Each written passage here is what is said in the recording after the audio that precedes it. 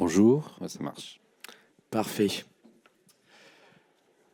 Donc, bonjour à tous. Nous sommes ravis aujourd'hui de vous accueillir pour cette session de retour d'expérience sur un projet, on va dire, grand compte mené par Allegria pour la société Mili.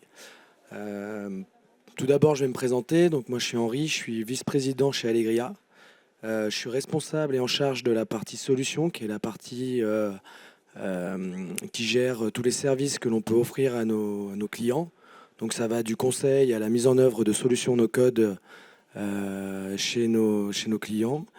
Et aujourd'hui, donc on va faire un focus et avoir un retour d'expérience de Pierre-Yves qui se présentera sur un projet assez ambitieux qu'on a mené avec beaucoup de trafic qui utilisait la technologie Xano. Donc on va plonger un peu là-dedans. Avant d'aller dans de ces détails-là, je voudrais juste vous rappeler que cette session est participative. Donc n'hésitez surtout pas à poser des questions. Voilà, s'il y a des choses que vous ne comprenez pas non plus, de lever la main, on vous donnera la parole. Et puis tout devrait bien se passer. Pierre-Yves, je te laisse t'introduire. Bonjour et merci Henri pour l'invitation. Oui, ce qu'on va vous raconter, parce que j'aime bien dire raconter parce que c'est une histoire avant tout, une histoire d'homme, plus que de technologie d'ailleurs. C'est un projet qui est en effet très ambitieux, qu'il l'était dès le départ, puisque pour être assez concis, je vais essayer de vous résumer en 2 minutes, si tu me l'autorises, Henri, Bien sûr. ce qui est 150euros.fr. Donc 150 euros est le projet. 150 euros, c'est le média du pouvoir d'achat qu'on adresse à tous les Français. Pourquoi on a inventé ce média 150 euros, le média du pouvoir d'achat? C'est parce que, évidemment, vous le savez, malheureusement, il y a un contexte qui est compliqué pour le plus grand nombre, hein. L'inflation, avec évidemment une vraie appétence à la recherche des promotions pour faire le maximum d'économies. Ça, c'est le premier point. Le deuxième point, c'est que cette recherche des promotions pour faire la meilleure liste de courses et faire beaucoup d'économies, elle se fait à la fois via du papier, les prospectus que vous recevez dans vos boîtes aux lettres, mais aussi de plus en plus en digital. Et c'est en ça que 150 euros, le média du pouvoir d'achat, trouve son originalité et a trouvé aussi son succès, parce qu'aujourd'hui, on a 7 millions d'abonnés. Donc c'est en effet un chiffre très conséquent, hein. Ça fait de nous, en 6 mois, le média le plus important en termes en tout cas de diffusion en France. Ce qui est juste complètement dingos. Donc pourquoi le papier et le digital? C'est que tous les Français ne sont pas que papier, ils ne sont pas que digital, ils sont les deux. Et on le voit bien dans nos justement 7 millions d'abonnés. Ils se sont inscrits à la fois pour recevoir le magazine avec les promotions dans leur boîte aux lettres toutes les semaines, donc via le papier, et ils se sont inscrits aussi sur le digital. Voilà, donc pour vous résumer, Voilà. moi donc j'ai la chance de piloter ce projet depuis maintenant 1 an.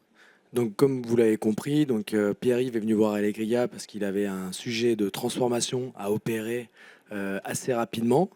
Et du coup, la première question que je vais te demander, Pierre-Yves, c'est comment tu nous as identifiés, enfin, comment tu en es arrivé suite à cette transformation que tu étais obligé d'opérer. Est-ce que tu peux nous raconter un peu comment c'est arrivé tout ça? Alors, je vais vous raconter, n'hésitez pas à m'interrompre si c'est pas clair, hein. Je vais quand même raconter déjà l'écosystème dans lequel nous sommes, c'est-à-dire dans lequel Mili, la société, est. En France, pour faire très simple, hein, il y a 2 acteurs qui font de la distribution de courrier dans les boîtes aux lettres. La Poste et nous. La Poste, c'est 60% du marché. Nous, c'est 40% du marché. Sur la partie courrier publicitaire, je parle, hein. Sur la partie courrier publicitaire, il y a donc ce fameux imprimé publicitaire que vous recevez de la part de tous les Carrefour, Leclerc, Intermarché, Cora, et j'en passe, je ne vais pas tous les citer, régulièrement dans vos boîtes aux lettres. Or, ce média, nous, on en a conclu début décembre 2022 que ce média allait mourir. Il va mourir pour X raisons. D'abord parce que le papier coûte de plus en plus cher et il a subi une augmentation radicale avec, entre autres, la guerre de l'Ukraine. Hein. Et les distributeurs et les Français, à juste titre, pensent qu'il n'est pas un média écologique. Et ils ont raison. Ils ont raison parce qu'il n'y a que environ 50% des Français qui utilisent vraiment le prospectus dans la boîte aux lettres. Donc ça ne sert à rien d'aller inonder 100% des boîtes aux lettres, ce qui était le cas jusqu'à maintenant. La meilleure pub pour nous qui a été faite, c'est celle de Leclerc, je ne sais pas si vous la connaissez, où on voit des prospectus qui tombent du ciel. Moi j'adore cette pub. Hein. Ils pensaient nous faire mal, mais ils nous font beaucoup de bien, parce que qu'est-ce qu'ils disent? Il y a 50% des prospectus qui vont à la poubelle, direct. Ouais, 50%, c'est énorme, c'est débile. Pardon pour le langage un peu vulgaire. Mais les 50% autres, ils sont utilisés. Donc, il y a malgré tout un enjeu sociétal à continuer à fournir l'accès aux promos, surtout dans le contexte qu'on a évoqué tout à l'heure. Donc ça, c'est le premier point. Et puis le deuxième point, on a quand même chez Mili 13 000 employés pour distribuer le courrier. Donc quand on est allé voir les différents partenaires, la première question qu'on leur posait, avec Éric Pommier, qui est le DG, est-ce que vous êtes motivé pour sauver 13 000 emplois? Et là, on a eu différents types de réactions. Donc on a rencontré Henri, on a rencontré Francis, entre autres. Tous les partenaires que nous avons choisis, je disais ça à Henri tout à l'heure, je les ai choisis en les connaissant. Et il fallait faire très très vite, c'est ça qui est important, c'est que pour nous positionner tout de suite comme le média du pouvoir d'achat, il fallait lancer très très vite le média. Et je me rappelle du premier brief qu'on avait auprès des différentes sociétés qu'on avait sélectionnées pour le développement du site. En gros, on leur donnait à peine 2 mois pour avoir un premier site. C'était très ambitieux. Ils l'ont fait en fin de compte, vous l'avez fait en 4 mois, puisqu'on a lancé le 1er avril, ce qui n'est pas un poisson. Hein. Et on l'a choisi, Allegria, d'abord pour ce que j'ai évoqué tout à l'heure, une sorte de confiance, d'état d'esprit, de volonté d'accompagner, comme tu l'as dit Henri, une société en transformation. Et c'est à ce moment-là que Francis arrive. Francis est un entrepreneur, donc il sait ce que c'est. Il sait ce que c'est que prendre des risques. Et c'est entre autres un des points qu'on avait évidemment mis en exergue, c'est-à-dire qu'on veut choisir un partenariat. Comme je disais, tous les autres partenaires, je les ai choisis en les connaissant. En fin de compte, les seuls qu'on ne connaissait pas, c'était tout l'écosystème autour, pour faire court, de l'informatique, donc du développement du site, de l'application, etc., etc. Et donc, on a choisi Allegria pour évidemment cet état d'esprit, on va dire, partenaire. Et puis, il faut quand même parler métier. Moi, je ne suis pas un expert, hein, mais en tout cas, ils nous ont vraiment embarqués sur des technologies qui nous permettraient de répondre à cet objectif de rapidité, de cette exigence que l'on avait de lancer très très vite, en moins de 3 mois. Quand j'y repense, c'est un truc de fou. En moins de 3 mois, un site qui devait potentiellement recueillir X connexions. C'est ça, je vais préciser parce que bon là on est dans l'univers du no-code et donc là les temporalités peuvent se dire 3 mois c'est rien. Mais là il faut vous dire qu'on est quand même sur un site internet si vous voulez où nous on avait identifié Webflow comme d'habitude pour se dire bon on va faire un site très rapidement, que ça peut se faire en 1 semaine, 2 semaines, enfin ça dépend complètement le périmètre. Mais là voilà il y a 7 millions d'abonnés. Ça veut dire qu'on va en arriver au titre si vous voulez de ce retour d'expérience, c'est qu'il fallait gérer parfois, lorsque les pubs TV passaient, et au moment où le site est sorti, donc en Go Live, qu'on a créé en 4 mois, 50 000 connexions donc, à la seconde. Et vous allez le voir quand on vous présentera le projet qui a été développé, c'est par utilisateur un nombre de 100 ou 150 calls API parce que la page est personnalisée et dynamique par rapport à des données de géolocalisation, d'âge, de préférence, des choses comme ça. D'où le fait que il y a eu un vrai challenge donc en fait d'acculturation et d'accompagnement de Pierre-Yves, de dire le no-code peut répondre à des problématiques de rapidité, mais attention, là on est sur un projet quand même qui normalement se fait plutôt en code. Et vous le verrez, les choix technologiques qui ont été faits, pour pas vous teaser, a été de mixer du no-code avec du code, enfin, avec des solutions donc complètement développées en code. Et notamment, on a gardé le front en React. Et je rebasculerai là-dessus après cette introduction. Mais c'était important que vous ayez ça en tête. Voilà. je te laisse reprendre donc du coup sur Donc, l'histoire où on en est. la fameuse histoire de 150 euros. Donc, le choix, parce que c'est ça ta question, hein, le choix s'est fait c'est le seul, Comment le no-code est arrivé en fait. oui, Voilà. le seul environnement pour lequel on a pris, entre guillemets, un peu de temps, une semaine. Je crois me rappeler que c'était en plus entre Noël et Nouvel An. Sympa, hein. Sympa, les gars. Euh, c'est le seul environnement pour lequel on a décidé d'interroger plusieurs partenaires. Pour tout vous dire, moi je viens de la communication, donc il fallait qu'on lance la campagne de communication pour vite faire connaître 150euros.fr. On l'a fait ça en moins de 3 mois. Le site, on a fait en moins de 3 mois. Mais les partenaires de communication, je les connaissais, donc je les ai choisis sans appel d'offres. D'ailleurs, je trouve que c'est vachement bien de ne pas faire d'appel d'offres, parce qu'on a marre d'épuiser les sociétés comme ça sur des appels d'offres. On doit leur faire davantage confiance et leur demander vraiment, entre guillemets, le MVP de ce qu'ils peuvent faire pour nous, mais sans plus, quoi. Faut pas faire travailler les gens pour rien. Ça, c'est un truc... c'est un peu dans ma religion, ça. C'est la partie qui sera notée, Pierre-Yves. Oui, bah non, mais tu peux. Hein, j'ai créé une start-up qui s'appelait Time Funding. Son nom, voilà, le temps c'était de l'argent, c'était le claim. C'est-à-dire qu'on ne travaille jamais pour rien. Si en tout cas on ne travaille pas pour de l'argent, on travaille pour autre chose, du revenu sharing, de la prise d'action. Mais bon, bref, ça c'est un autre débat. Sur donc les partenaires, on avait des partenaires entre guillemets qu'on a interrogés, entre guillemets classiques, et le fameux no-code que moi j'avoue, je ne connaissais pas hein, du tout. Et je suis vraiment très humble en disant que je n'ai toujours pas la prétention de le connaître, hein. Mais ce qui a fait la différence auprès des différentes équipes qui ont noté dans un beau tableau Excel les différents points sur différentes lignes. Ce qui a fait vraiment la différence, c'est ce que je disais tout à l'heure, hein. Je ne vais pas revenir sur l'aspect état d'esprit partenariat, mais c'est surtout la rapidité, la souplesse, l'agilité que l'on a vu à travers le no-code, mais qu'on a vu aussi à travers les équipes, la structure de service, j'aime bien appeler ça comme ça, la structure de service qui était proposée par Allegria. C'est-à-dire qu'un partenaire, il a quand même besoin sur ce type de projet qui est quand même qui engage toute la transformation d'une entreprise qui emploie 13 000 personnes, on n'a pas le droit de se gourer, quoi. Et je disais à Henri tout à l'heure en plaisantant que moi, perso, le choix d'Allegria, c'est le seul choix où j'ai eu l'impression de faire un choix sans filet. Parce que je ne connaissais pas du tout. Du tout, du tout, du tout. Et que donc, évidemment, c'est un peu générateur de stress, tout ça. Mais on a eu la sensation, et on l'a toujours, messieurs, d'être bien accompagné.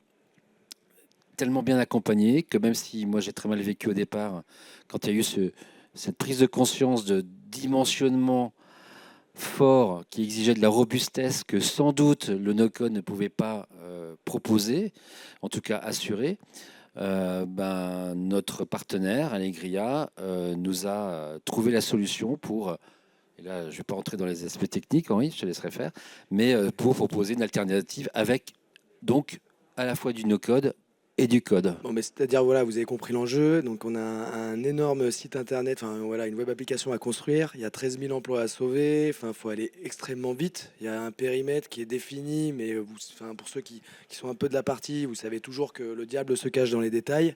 Il faut sélectionner donc des technologies no-code qui puissent, j'ai envie de dire, garantir un peu la promesse. Donc on passe du temps avec Webflow, on passe du temps au téléphone avec WeWeb, voilà, on en appelle tous les partenaires avec lesquels on avait déjà travaillé, c'était il y a un an. Vous voyez bien à quelle vitesse les solutions no-code évoluent.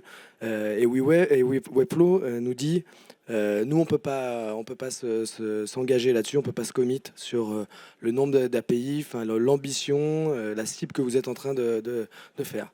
Donc là, voilà, j'utilisais aussi mon terme un peu grossier, on est vraiment bien emmerdé. J'en profite parce que Francis est dans la salle, il me dit il faut que tu trouves une solution. Nous, comme outil qu'on n'avait pas, on avait déjà un peu testé, mais qu'on n'avait pas eu le temps de vraiment éprouver, il y a eu Xano qui faisait beaucoup parler de lui, qui est un back-end assez magique que les développeurs adorent et qui promet des performances de scalabilité en termes de volumétrie assez fascinantes. Et donc là, on s'est dit, parce que moi, je me suis pas, je vous ai pas parlé de mon background, mais je viens de l'école 42, donc je viens du code à la base, et je suis plus philosophie low code. Je me suis dit, c'est pas l'un ou l'autre, quoi. Faut qu'on trouve une solution, et je pense que pour aller aussi vite que l'on veut, pour avoir un site disponible dans les 2 mois pour commencer à faire de l'acquisition, il faut faire ce back-end en no-code. Mais par contre, les calls API et les limitations qu'on a, eh ben, on va faire le site en React. Et donc, bah, c'est comme ça que finalement, on est venu avec une proposition qui, je pense, parce qu'il y a un certain coût, hein, le budget d'un site comme ça, là, enfin, voilà, on peut le dire, c'est quand même 1 million d'euros. Hein, enfin, voilà, parce que ça fait quoi? Ça fait 6 mois, 7 mois qu'on est dessus, même peut-être plus. Donc, on a commencé en. Bon, c'est sûr qu'on a explosé le budget, hein, ça, Mais parce que c'est ça qui est intéressant, c'est que on a dû faire des tests de performance et des POC sur Xano. Nous, on ne pouvait pas se permettre de leur dire si, si, ça va le faire. Ils ont dépensé, notre client a dépensé je ne sais pas combien en spot TV. Et le jour J où tout le monde s'inscrit, on peut faire qu'une seule fois une bonne impression. Et on peut pas avoir le site qui est en rade sur un go live de cette ampleur, quoi.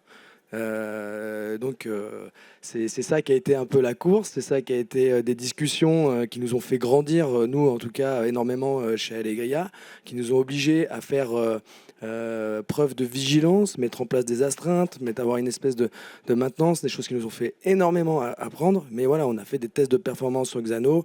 Xano a été mis au courant qu'on allait tenter un projet comme ça avec eux. Et ils nous ont accompagnés, ils ont fait preuve de surveillance, de monitoring, de tracking pour être sûr que tout se passe bien. Et honnêtement, bon, je peux te le dire maintenant, on a fait plusieurs astreintes, plusieurs week-ends, il n'y a jamais eu un problème. Moi, c'est un peu mon chouchou, Xano, parce que depuis le début qu'on utilise des technologies low-code, il y a toujours eu des incidents dans ces box, on va dire, dans ces black box. Et j'en ai jamais eu avec Xano, pourtant avec cette volumétrie assez incroyable. Donc c'est ça qui est quand même une très belle histoire, parce qu'aujourd'hui bah, ça continue, on en est à la V2.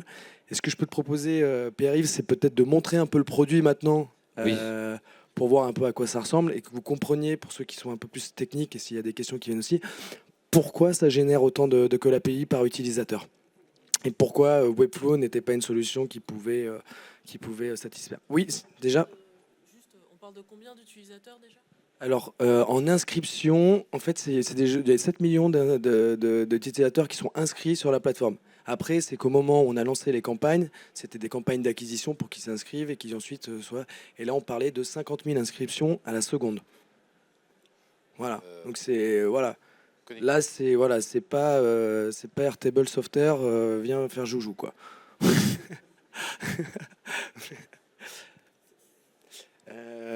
Donnez-moi une seconde. Parce que oui, c'est bien de montrer parce qu'on part du principe, je me rends compte là, que vous connaissez peut-être 150 euros, mais en fait pas du tout, vous le connaissez pas. Mais vous allez Ok. connaître maintenant, vous allez vous Vous inscrire. n'avez pas vu la pub. Voilà. Donc il y a eu pas mal de pubs. Bon, vous n'êtes peut-être pas dans la cible, ou alors on a mal fait notre boulot. Mais c'est vrai qu'il y a eu une grosse campagne de lancement. Ça, c'était une condition sine qua non pour tout de suite prendre une position forte sur le marché. C'est vraiment ça, cette volonté, hein. Prendre tout de suite une position forte sur le marché, d'être immédiatement le leader et donc d'aller très vite parce qu'on ne savait pas trop, en l'occurrence, ce qu'allaient faire nos petits concurrents par rapport à notre marché de l'imprimé publicitaire. L'imprimé publicitaire, il a chuté de 30% hein, du jour au lendemain. Leclerc annonce son arrêt, c'est 30% de chiffre d'affaires en moins dans une boîte qui emploie 13 000 emplois. Il faut faire vite pour sauver, entre guillemets, les meubles. Ça, faut se mettre dans la. Demain, vous avez plus le droit de distribuer des prospectus et c'est votre activité. Voilà. Et qu'est-ce qu'on fait? Et il y a 13 000 personnes qui faisaient ça. Donc voilà pourquoi le no-code. Voilà. Est-ce qu'on peut lancer la vidéo en régie ou c'est à moi de cliquer? Comment ça fonctionne? Je clique. Waouh, c'est magique. Donc il n'y a pas de son. On aurait pu mettre une petite musique, mais voilà, c'est juste pour vous présenter le site, hein. Voilà. Assez basiquement. Je sais, bon, je commente ou tu commentes, tu veux. Bon, on va tu le- commenter ensemble si Allez. tu veux bien, mais je pense que ce qui intéresse peut-être notre public là, c'est justement, tu parlais d'API. Bon, là, on voit un petit peu l'ensemble. C'est l'accès de façon assez organisée par univers à toutes les promotions projets chez vous. Donc ça veut dire quoi? C'est que, un, c'est géolocalisé. Alors, je ne sais pas si on est dans le 7503, je crois pas là, mais Non, parce que tu habites 7503. Merci Donc- de donner mon très Non, mais sympa. excuse-moi Henri, je vois Henri D. C'est pas moi. C'est pas toi, d'accord. On a plein de très très bonnes adresses, hein, de gens assez connus, c'est assez marrant. Enfin, bref. Donc, vous pouvez accéder aux différents prospectus géolocalisés. Donc là, pour le coup, j'ai pas tous les éléments C'est-à-dire que de donc, dimension, mais c'est on le verra sur l'architecture, mais tout est le bac, tout est géré dans Xano, c'est-à-dire les catalogues, les comptes clients, toutes les informations, la géolocalisation, tout ça c'est dans Xano. Et donc tout ce que vous voyez là, c'est le front qui fait appel en temps réel à la base. Et donc du coup, quand il y a de nombreux utilisateurs, comme je l'ai dit, 50 000 au même moment, ils remplissent leurs préférences, c'est-à-dire qu'il y a la géolocalisation, mais il y a aussi en fait leurs enseignes préférées, enfin tout un tas de variables qui fait que les pages que vous voyez quand on arrive sur alimentaire, bricolage ou maison sont en fait dynamiquement personnalisées pour chaque utilisateur, quoi. Donc pour faire ça, pour ceux qui connaissent un peu, c'est-à-dire qu'il faut à chaque fois appeler des informations de la base, et donc pour un utilisateur, vous pouvez multiplier par le nombre d'informations différentes et dynamiques que vous devez avoir. Donc vous faites 50 000 fois, si on a 10 calls, ça fait déjà 500 000 calls à la seconde. Donc on est en 1 minute fois 60, enfin voilà, vous voyez, c'est du tonnerre, quoi. Donc c'est ça qui a posé une problématique. Et Xano était capable de répondre à cette promesse-là par rapport, j'ai envie de dire, à l'architecture qu'on a mis en place. Je vais aller juste là-dessus. Mais en front, on n'a pas trouvé quelque chose qui n'était pas limité à ce nombre d'appels à l'époque, vu que ça échange tout le temps. Je parle toujours aussi avec humilité là-dessus, parce que si ça se trouve, aujourd'hui, les technos, nos codes ont changé, ils ont changé leurs restrictions, et je suis pas encore up-to-date là-dessus.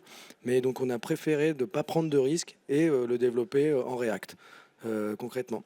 Je te laisse poser la question, juste vu que j'en profite pour pousser l'architecture.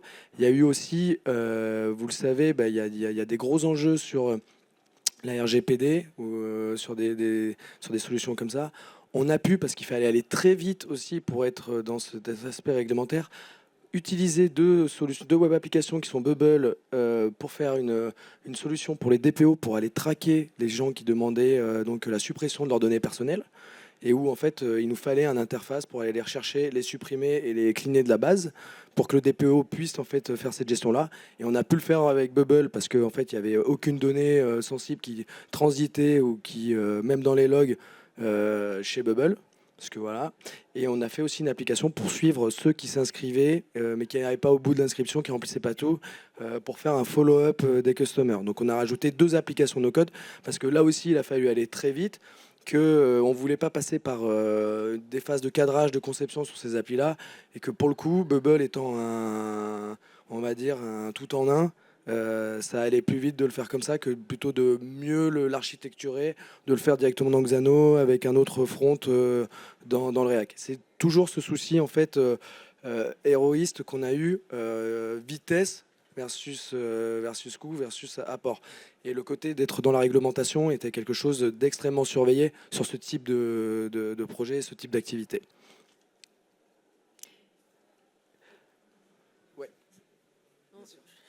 Non, juste pour du contexte, tu as dit à l'époque, et c'était quand?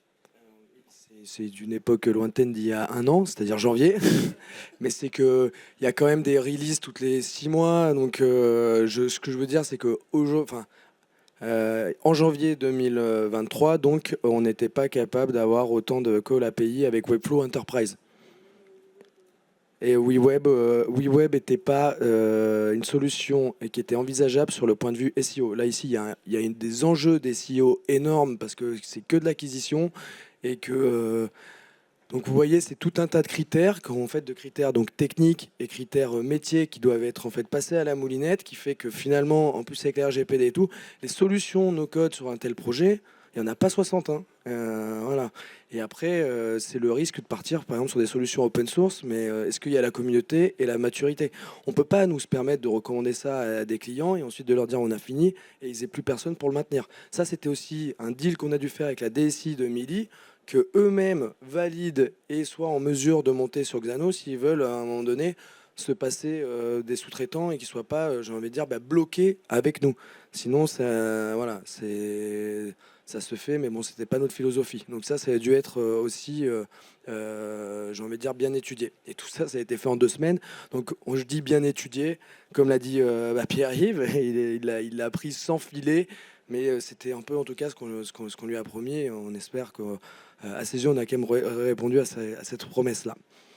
Moi, j'ai 2-3 questions à poser à Pierre-Yves quand même pour finaliser cette animation de ce retour d'expérience. Et après, je vous propose de faire passer le micro pour si vous avez des questions.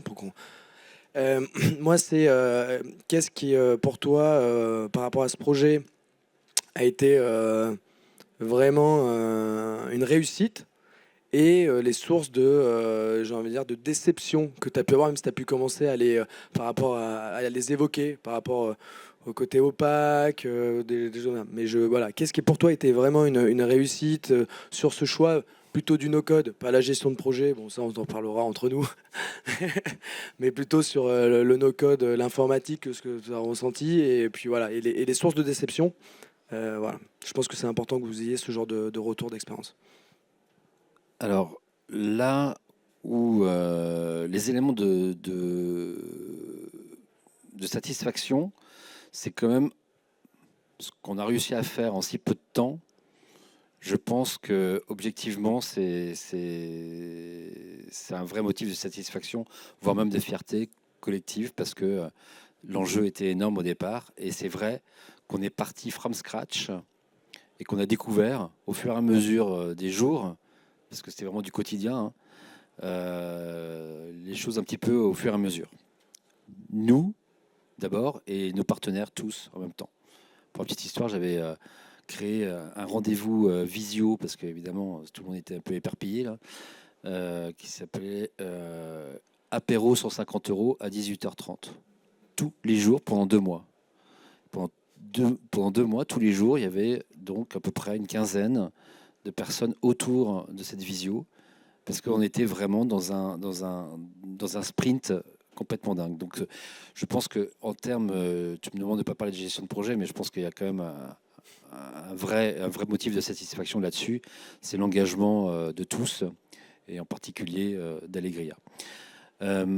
L'autre partie de la question, c'est un peu plus négatif, donc j'aime pas trop, moi, être négatif, mais c'est... je peux parler d'opacité tout à l'heure. Alors, évidemment, quand un mec comme moi n'y connaît rien, c'est pas l'opacité, c'est le noir total. Mais je pense que c'est important que tu le partages, ça, pour qu'on tous, dans l'écosystème no-code, on en ait conscience et qu'on fasse de plus en plus cet effort, Ouais. tu vois, Ouais. de justement cet effort de pédagogie, de vous y amener, tu vois. Donc, Tu vois, c'est important. on a acheté du no-code avec un critère qui était un coefficient super élevé, qui était l'agilité, la rapidité. Ouais, mais sauf que le critère robustesse était sans doute encore plus important compte tenu de l'ampleur de notre sujet. Donc ça, c'est des choses sur lesquelles, au départ, on n'a peut-être pas mis suffisamment l'accent là-dessus. Donc il y a une perte de responsabilité que j'assume, même si je crois qu'on avait dit qu'on allait faire des grosses campagnes médias, qu'on aurait des connexions, qu'on avait une ambition de 10 millions d'abonnés, etc., etc. Bon, bref, sans revenir là-dessus, c'est cette forme d'opacité et d'anticipation par rapport justement à rentrer un peu plus en profondeur dans le brief. Quand tu n'es pas de la partie, on attend de professionnels comme vous d'être challengés, de nous pousser un peu plus à bout sur la bonne compréhension de notre objectif et comment on veut l'atteindre. Parce qu'on n'est pas capable de dire si c'est bien ou si c'est pas bien de faire du code ou du no-code. On n'est pas capable de dire si ce produit est mieux qu'un autre. C'est pas notre expertise. Et là-dessus, c'est là où on a peut-être des progrès à faire ensemble, parce que c'est du collectif. C'est pas que je me mets moi d'abord dedans, les équipes aussi, sur rentrer et se challenger un peu plus là-dessus. Et c'est vrai que la satisfaction qu'on a pu avoir, c'était cette découverte, on va dire, au fur et à mesure du projet. Et donc, pour résumer, d'avoir un peu plus d'éléments, d'explications de texte pour anticiper au mieux. Nous, aujourd'hui, en tout cas, grâce à un projet comme ça, on peut le dire, ce projet, on l'aurait fait purement en code, on n'aurait pas tenu les délais, on aurait été à des coûts plus élevés. Moi, je viens d'une boîte qui s'appelait OnePoint, où on faisait du delivery, mais avec du code, que ce soit du Python, du React ou des choses comme ça. On en a beaucoup échangé parce que j'ai ouvert toutes les solutions et tout ce que je connaissais dans mon réseau. On n'aurait pas réussi à atteindre cette deadline là, sans utiliser du no-code avec Xano. Voilà. Donc là-dessus, pour nous, c'est un vrai succès, c'est une vraie référence, c'est quelque chose que maintenant on peut montrer. Et alors ça évolue toujours, hein, en tout cas, un peu comme des fois où il y a des pubs satisfaits ou remboursés si vous trouvez mieux ailleurs, plus rapide. Bah, là, nous, c'est un exemple flagrant maintenant que l'on a où effectivement, à venir challenger, faut se lever tôt, quoi. Franchement. Donc, voilà. Donc, on est très, très content. Voilà, que tu parlais de succès, de rapidité, voilà, de challenge en 6 mois, ce qu'il a fallu faire, que ce soit fonctionnel, que voilà, on ait ces 7 millions d'inscrits. Bah, bon, c'est quand même en conclusion un vrai bonheur. Même si je vous cache pas que, comme Pierre-Yves, on a eu aussi de temps en temps un peu chaud. Je vous propose maintenant pour continuer un peu à animer la séance. En fait, juste pour revenir, parce que on a toujours cette ambivalence entre le marketing et l'informatique, pour faire simple. Entre les fonctionnalités que l'on imagine tous les jours pour faire plaisir, enfin pas pour faire plaisir, pour répondre à un vrai besoin de notre communauté, on se doit d'être le plus agile, le plus rapide, etc. Et puis il y a des contraintes techniques, et ça, les contraintes techniques, elles sont pas maîtrisées du tout par les équipes marketing. Et il faut qu'on trouve un langage, en fin de compte, ça serait vachement bien, pour que les deux se comprennent encore mieux. Comme le no-code. Par exemple, pourquoi pas, on pourrait inventer peut-être un logiciel no-code où tu décodes ce que veut dire le marketing. Et puis, je pense que l'IA générative va aider à ça. Mais... Ok, il nous reste 10 minutes. Qui veut poser la première question Parfait. Alors moi, j'avais deux petites questions en une. La première, c'est que Allegri a plutôt une agence orientée no-code. Là, de ce que je comprends pour le front, il a fallu mobiliser une équipe de développeurs plus classique. Ça, est-ce que c'est vous qui avez été amené à solliciter ces personnes-là? Et le deuxième point, c'est plutôt sur justement les équipes de dev React que vous avez sollicitées. Est-ce que ces équipes-là étaient habituées à travailler sur des back-end no-code? Et sinon, comment vous avez facilité les choses pour qu'ils puissent le faire de manière facilitée? Alors depuis le début, on a quand même toujours eu on va dire des makers qui savent coder. Donc nous, on le faisait déjà aussi en interne avec les ressources qu'on avait propres, parce qu'il y a toujours eu des moments où il y a besoin, à cause de la limitation des outils no-code, de développer. Pour ce projet de cette ampleur-là, on est parti en partenariat avec une autre entreprise, donc, qui est OnePoint, parce que moi, je venais de là-bas pendant 6 ans. Donc j'avais l'habitude de travailler avec eux. C'était déjà des équipes que j'avais eu l'occasion de piloter. Et pour ce qui est donc de ta question sur travailler sur un back-end no-code, ça, des devs front, ils s'en foutent en fait. À partir du moment où tu leur ouvres et que tu as le bon langage en disant je te mets à dispo ces données-là et ces variables-là que tu dois utiliser pour toi, ils peuvent complètement être indépendants.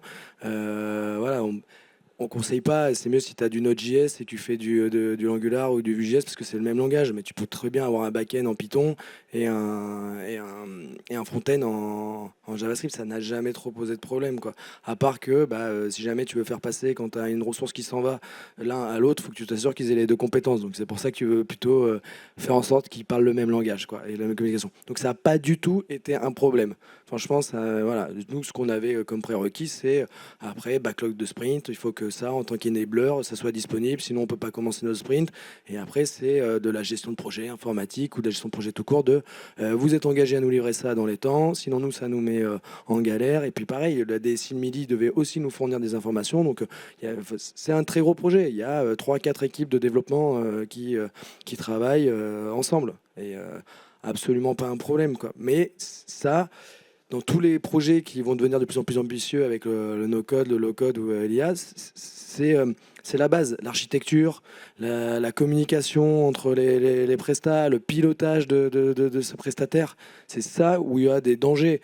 le fait qu'on puisse faire des choses rapidement avec le no-code et tout, c'est démontré. Là, vous allez prendre du temps. Là où il y a des problèmes, c'est les intégrations d'autres solutions. C'est le pilotage des prestataires, c'est la communication. Et c'est pour ça qu'on a besoin de project management là-dedans, absolument. Et de project management qui ont des dimensions maintenant qu'on va demander de plus en plus design et qui ont aussi des compétences architecture. Et aujourd'hui, pour moi, là, il y a un vrai sujet sur où sont les architectes no-code ou applicatifs no-code. Et comment on fait pour... Là, j'ai Pierre-Yves qui vient avec un besoin. Il a une semaine pour prendre une décision, être rassuré, comprendre vraiment ce qu'on lui propose, ce qu'on lui pousse en termes de technologie. Et pas, ouais, j'ai l'impression que j'ai pas de choix. On me dit que c'est résilient, mais en fait, j'apprends que c'est pas résilient. Parce que c'est ça, en fait, que ça génère comme frustration chez un client. C'est que d'un coup, on lui dit no code, ça va super vite. Mais attention, ça va vite, mais ça va se péter la gueule. Ça, c'est voilà. Donc il nous faut ces architectes qui arrivent à faire donc ce middleware entre, je pense peut-être les project managers qui sont pas assez techniques, les makers et l'architecte qui est capable de vraiment expliquer en fait les contraintes techniques aux personnes métiers du marketing. Ça, je me rappellerai toute ma vie, hein, le 22 janvier où tu m'as appelé pour me dire que il fallait changer de cap. Je dis putain. Les chèques cadeaux, c'est chaud. Non, mais c'est vrai que quand je parlais d'opacité, c'est un peu exagéré, mais c'est pour faire passer le message. On a besoin de la part de votre part Par exemple, il y a un truc. Il n'y a jamais d'engagement dans les calendriers informatiques. C'est marrant quand même. Jamais. Alors que quand je fais une campagne télé, je peux vous dire qu'il y a un engagement. Si tu fournis pas ton film à telle heure, ta campagne télé, tu as perdu 2 millions d'euros d'investissement média parce que tu n'as pas rendu ton film en temps. Et c'est très vrai ce que tu dis, parce que moi j'ai plein d'amis chez Capgemini ou des choses comme ça, donc des gros cabinets de conseil qui font du delivery pour SAP, et il y a toujours un go live. Mais on sait que le go live, c'est pas la date de livraison. Hein, c'est voilà, je pense que vous l'avez déjà dit. C'est ça. C'est le go live de pour la première fois tu vas l'avoir. Alors ça, franchement, pour moi, enfin vous le savez, hein, on en rigole maintenant, mais ça a été le truc le plus compliqué. Ça m'en revient parce que on a tous la capacité d'oublier les difficultés et la nature est bien faite. Mais c'était cette sensation de, au moment où, ah bah non, comment ça, bah non.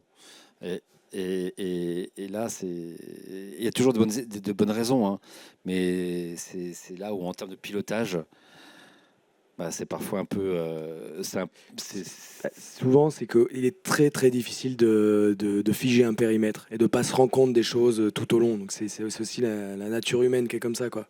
C'est difficile de se limiter, de pas en vouloir plus. Donc c'est pour ça que je pense que ça glisse naturellement. D'autres questions? Ouais, 2, 3. Bon, ils ont levé en premier et je reviens vers vous.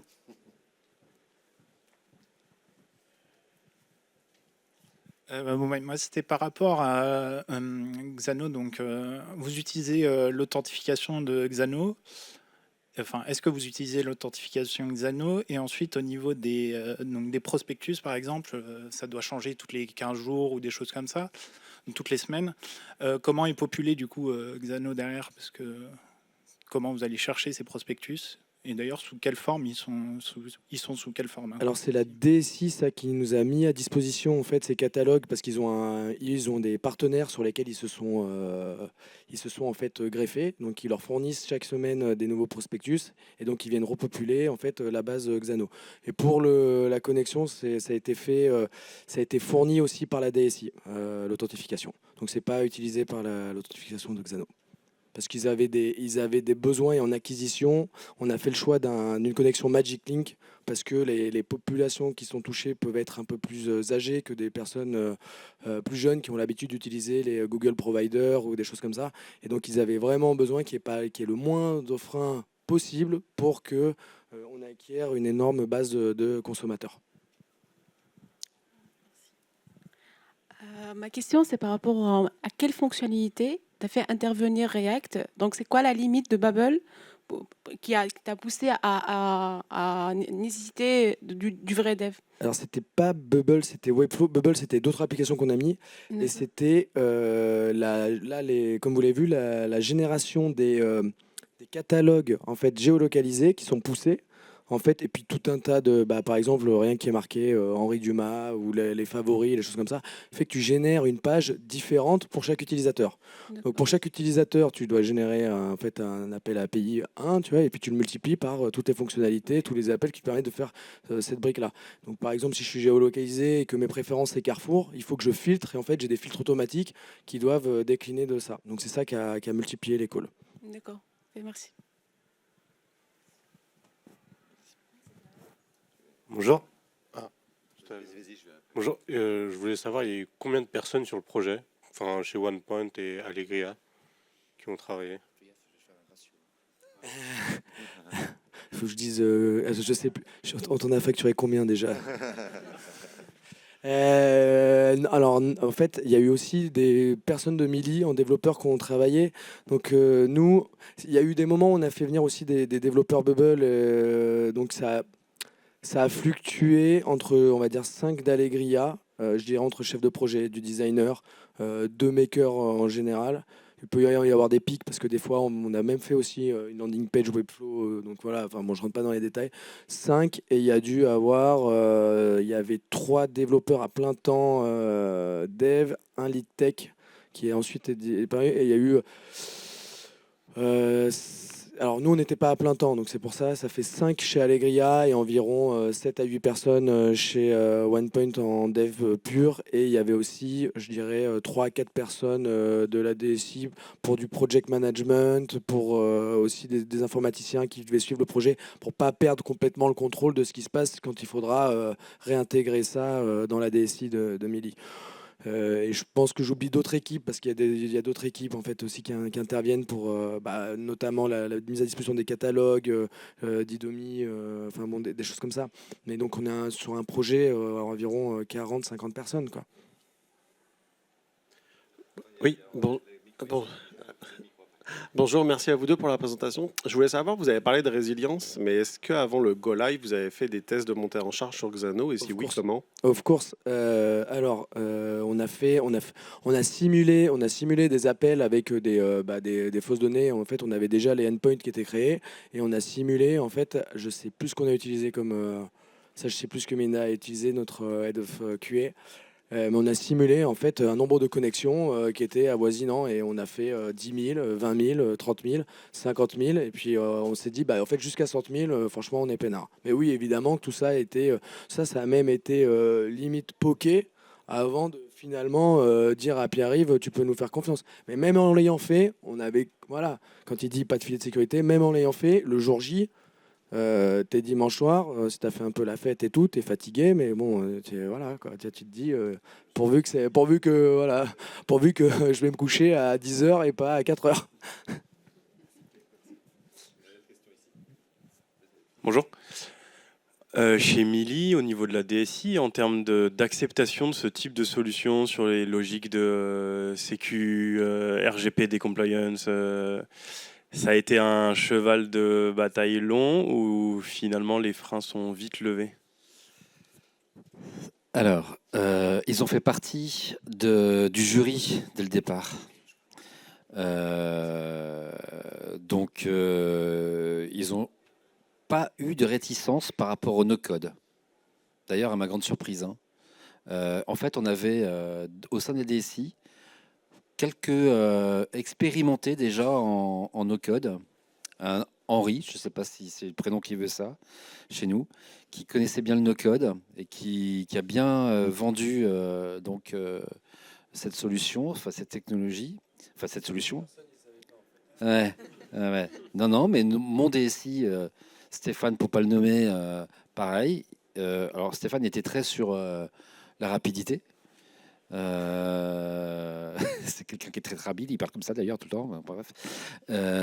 Et sur le RGPD, là, c'était par contre un peu plus compliqué. De toute façon, vous l'avez peut-être.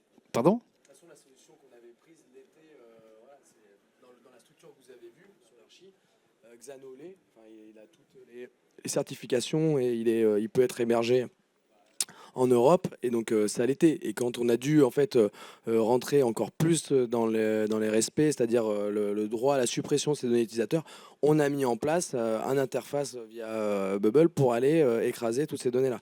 Ce qui a été très marrant, petite anecdote, c'est qu'il y a quand même quelqu'un qu'on avait supprimé ces données, qui nous a demandé de vérifier qu'il avait été supprimé, de nous apporter la preuve qu'il avait été supprimé. Alors là, c'est une vraie question, parce qu'on ne le retrouve pas. Et comment on lui prouve qu'on ne le retrouve pas? Alors voilà, ça, bon, ça d'ailleurs, je ne sais pas comment on a fait pour lui répondre. Je crois qu'à la fin, bon, on ne répond pas, hein, mais vraiment, c'était prouvez-moi que je ne suis plus dans le système. Donc, à part lui envoyer une photo de la base vide, mais bon, tu vois, qu'est-ce que ça prouve? Je ne sais pas, mais bon, voilà, on a eu ce genre de cas. Oui, Sur le RGPD, bah, on- on-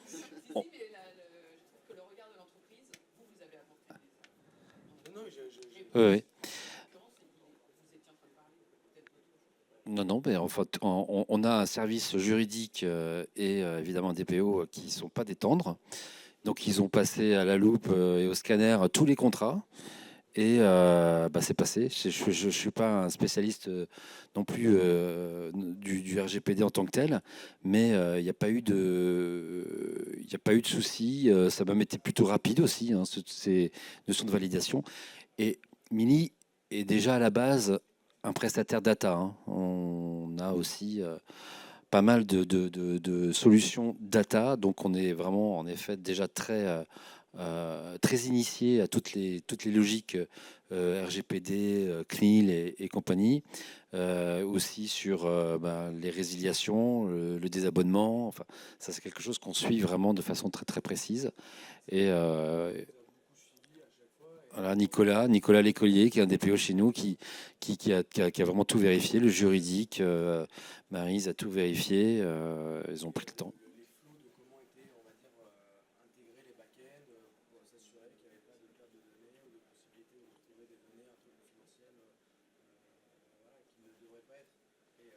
Ça a été en fait refacto, je sais pas si on peut dire refacto, le no-code fait en Xano a été refacto pour être sûr qu'à chaque fois on matchait bien les points qui étaient remontés.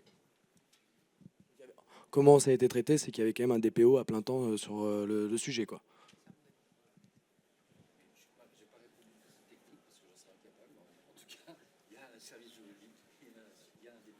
On a un tout petit peu dépassé de 5 minutes.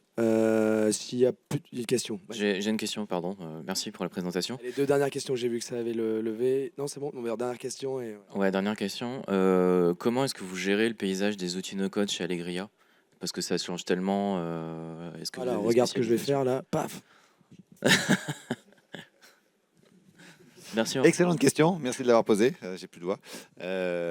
Non, c'est un énorme sujet. Alors, on est une équipe innovation de 4 personnes chez nous qui passent. Alors, d'abord, on est un peu visible, donc on a beaucoup d'éditeurs qui nous contactent régulièrement pour les nouveaux éditeurs.